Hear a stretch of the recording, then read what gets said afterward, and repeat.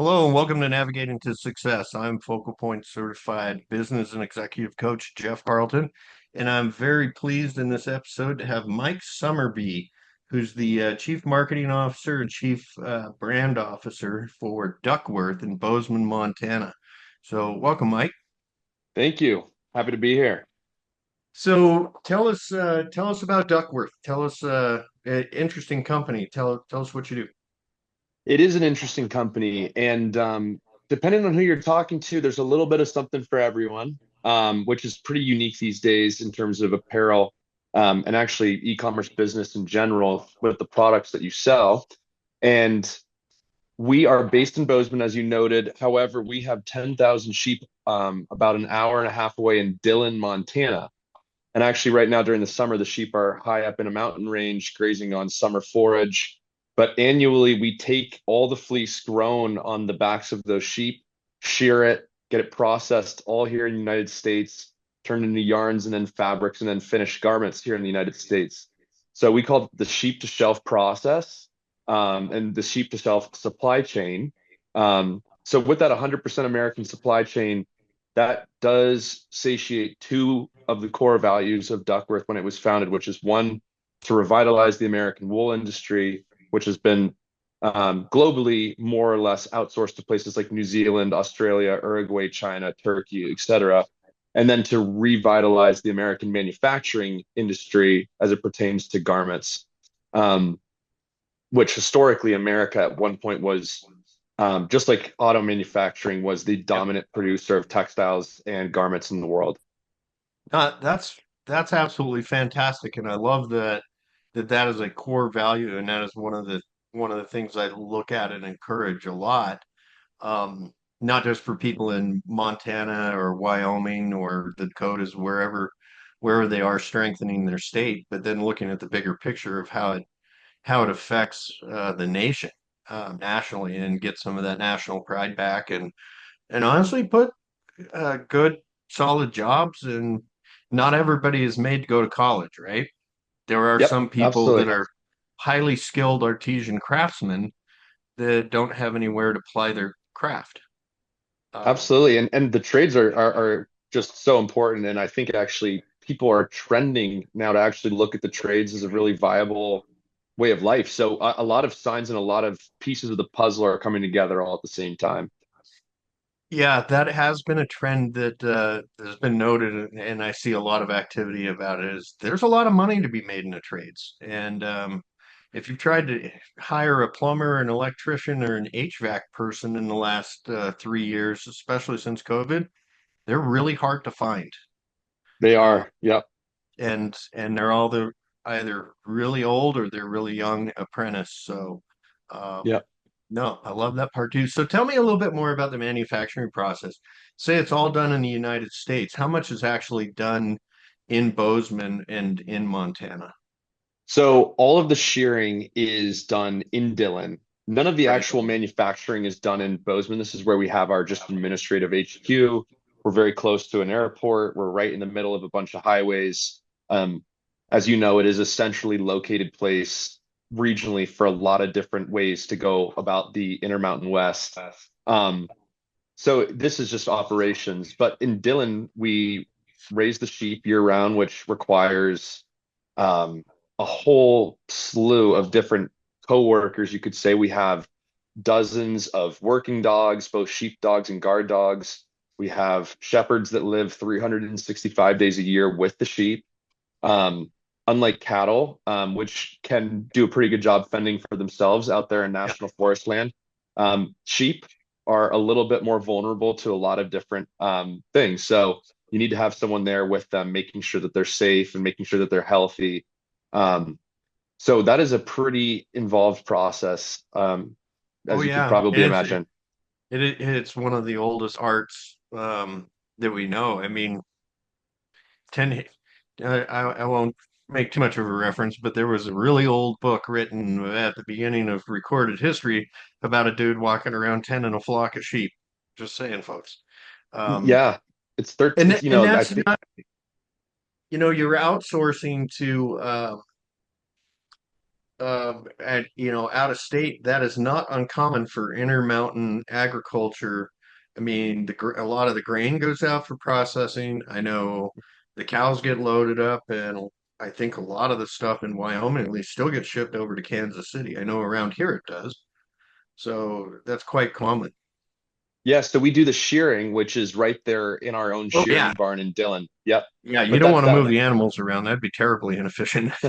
it would. And that raw wool, so the wool industry is as far as the United States is concerned, is really quite interesting because a lot of the processing powerhouse historically was in the South and the Southeast and along the mid-Atlantic seaboard. And then the textile manufacturing was in places like Massachusetts, Connecticut, New Jersey. Um, and that is so historically almost a perfect triangle that we're trying to restore right now, right? You raise the fiber out in Montana, it goes for processing down in the Carolinas, and then it gets turned into fabrics in places like New England. And so, um, one of the challenges of our supply chain is that over the last 50 years, with so many companies outsourcing everything from cotton to poly to, I mean, poly's relatively new, obviously, but wool for sure being the one that we're talking about. Um, a lot of the expertise has either left or died off. And with that, a lot of the facilities that do complete that chain have also gone out of business. So there are quite limited options in the United States. And so we've actually had a lot of success signing on accounts that were, family businesses that are 150 years old that have been doing this and working with wool for that entire time, but we're desperately looking for a source here in the States. And we've really legitimately put fresh life back into those businesses. And a number of other businesses are taking notice as well because we're seeing after our joining that they've been able to expand and they're able to take on more clients. And so we don't care if we share a facility as long as that facility is still in business and able to thrive. No, that's a really neat business model. Um, that's a really super cool business model. And one thing that you hit on there, a lot of it in that the decay of industry in the United States that kind of started to take place I'll even go back and say late 70s for my impression, but certainly by the early 90s, we were starting to see a decay of industrial manufacturing and factories. Um, how hard is it to just find equipment to process the raw materials? So we would be vertically integrated if it was affordable. We manage everything that starts with the raw source. We obviously work very deliberately and very closely with our partners to get it finished into garments. And then we re-own the marketing and the distribution of those finished garments. So we own the two end caps there. We would like to ideally have ownership of various pieces of the inside puzzle, but machinery to process wool is Yeah, extraordinarily expensive. And so the overhead there is it's almost well, it is a separate business. It would be quite sure. sophisticated to have the entire supply chain managed soup to nuts. And even the biggest brands in the world do use oftentimes some of the same manufacturing partners that we do. Um, And it also, and that was the thing about the Intermountain States, and I love this thread to pull, if I can use that term with a garment manufacturer, but um, yep, is having organic capability. We just don't always, some of these smaller communities and outfits don't have the volume to justify a $25 million piece of equipment. Um, exactly. and so it makes sense to send it to a central location to have it done. So let me ask you about logistics a little bit, Mhm. because it struck me that this would be an ideal if they was still running using moving things via railway as opposed to truck. How do Yes, you move stuff around? it's exclusively by truck at this point. I mean, it's funny that we were talking earlier about the Northern Pacific, because that would have connected to the whole network of the East Coast. Right. And it does, but if it was a little bit more of a vibrant solution and it was still a primary solution, it would make a lot of sense because we are just really connecting so many different parts of the country. But typically we just use trucking, which comes with, which comes with its own challenges as would trains. But if we have, you know, if it's hurricane season in the mid-Atlantic, for example, Oh yeah. you can see that there would be delays. If it's winter in New England or winter in Montana and the roads are icy and there's accidents and road closures, there are delays. So we are beholden to, in many respects, the seasonality across the board of the country, and we have to observe that each part of the country has its own hard to work season and easy to work season. Yeah, yeah, you bring up a good point about the storms. You know, you get the nor'easters in New England, you get hurricane season in the southeast, and then we have construction season and snowplow season up here. So Exactly. Yeah. yeah, um, that's interesting though. I I asked the thing about the railway because I remember as a kid growing up in southern Wyoming, the rail line followed I-80, Interstate 80, hmm and then would branch off. And I was just wondering if that was anything that you guys had ever explored. Well, we haven't, and just because it's probably at this point cheaper and more consistent to do the trucking route. However, our ranching family, who are our co-founders, the Hellies, they've been doing this for about a century on the same exact plot of land. Um, and with that, we actually just signed on an account in New England to do some finished garment work as well as some dyeing and some spinning of yarns. And we are of the belief that it's almost impossible to imagine that at some point in time, a century ago, our wool here in Montana was not traveling by train to New England to that specific facility. And obviously, that connection had been broken for many, many, many years. And obviously, any record of that family overlap, but we're fairly certain that that's probably an exact thing that had happened about a century ago. So, when did Duckworth start up? How long has So this operation been running? Duckworth has been operating since about 2013, more or less selling garments in 2014. We were formed in 2013. So we're 11 years in, realistically speaking, in terms of the full business scope. Obviously, those first couple of years was a lot of fabric development, um, a lot of getting down pat some of the supply chain navigation. So consumers have really been more or less buying Duckworth products since about late 2014, early 2015. Um, and really, we had the ranching family doing what they're doing now, which is, of course, raising the wool. However, they were looking for many, many years for a solution that would untether them from the commodities market as far as wool as a commodity. There's a lot of work that goes into raising sheep in alpine conditions where, I'm there's familiar. blizzards and yeah, and blistering suns. And not to take anything away from people who live in more temperate environments where they're raising sheep as well, but the amount of effort that goes into managing that many animals in that sort of terrain at that scale would in many ways necessitate a better price point. So I think the family was frustrated to see that their wool was being priced at a baseline level when really the quality of the wool is outstanding, the genetics of the sheep are outstanding, and the environment itself does lend itself to a really nice wool crop. Yeah, I I'm just going to say, folks, common sense. If you are buying a wool garment because you want to stay warm, you probably want wool that is on a sheep that survived a -40 winter. Oh yeah. And And counterintuitively, that same sheep has to survive a 90-degree plus summer. And that wool does a lot of the legwork for them then as well. They're not sitting there sweating and suffering. That wool is sort of a reactive insulator, if you will. like a thermos. Yep. So if you have an animal that's surviving -40 all the way up to 90 degrees, so 130-degree temperature swing every year, I mean, that means that that fiber is naturally well adapted to help you survive a number of climates. Yeah. So all right, so you talked about the Hellas family. One quick question about them.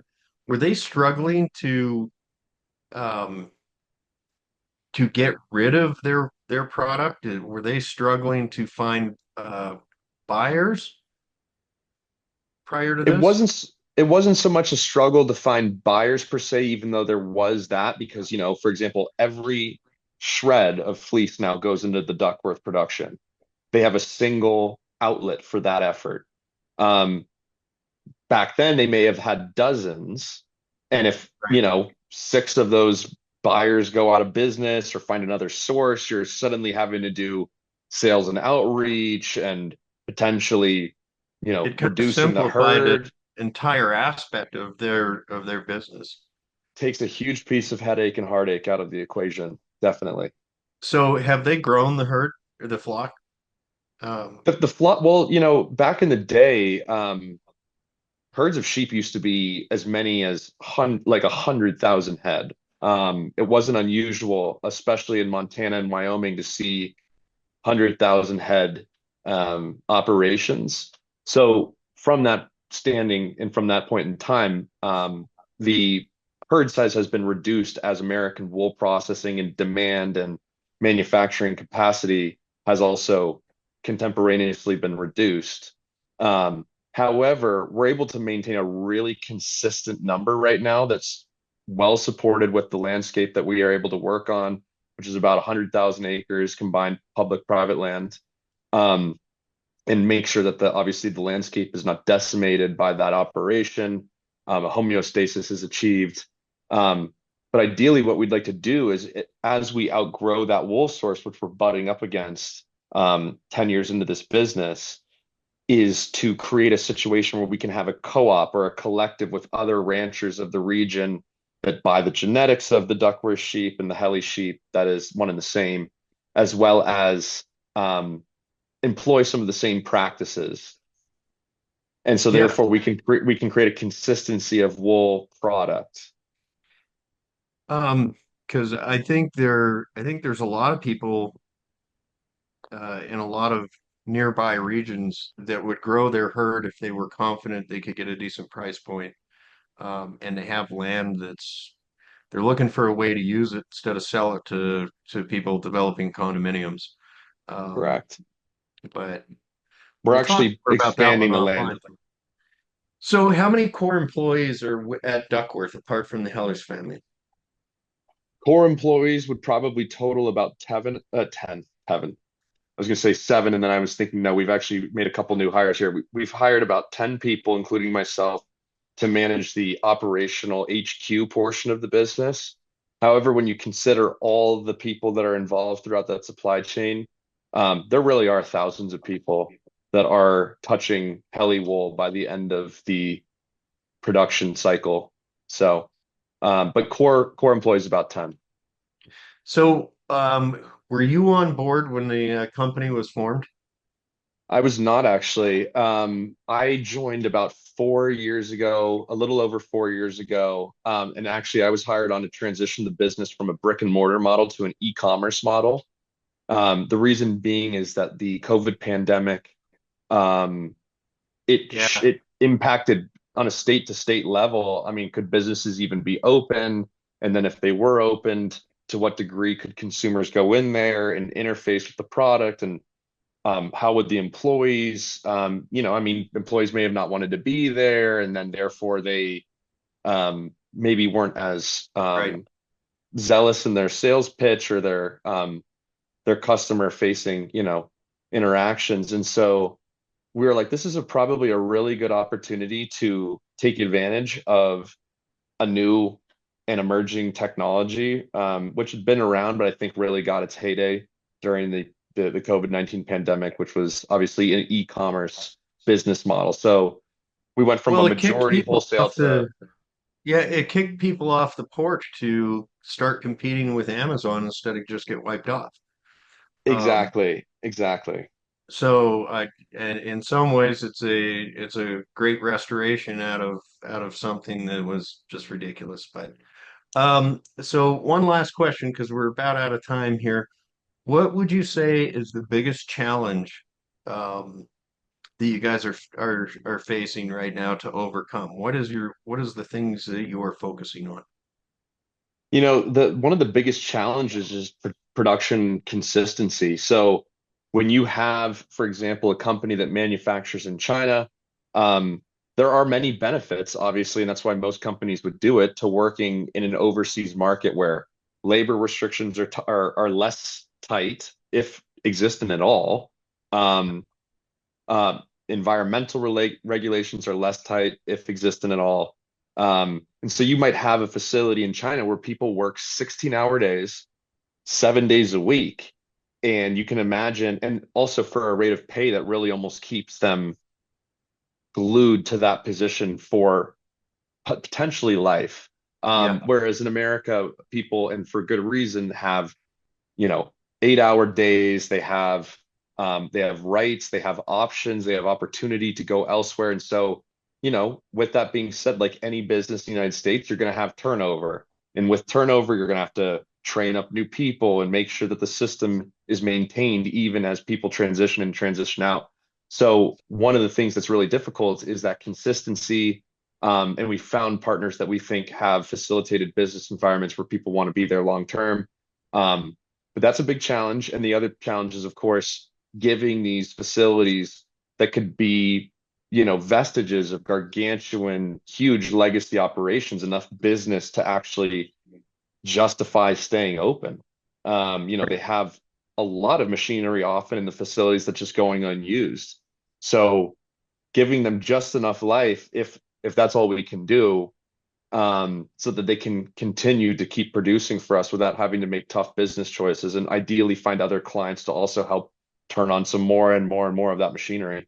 So do you see that as an opportunity to expand the raw wool sourcing um, with those partners?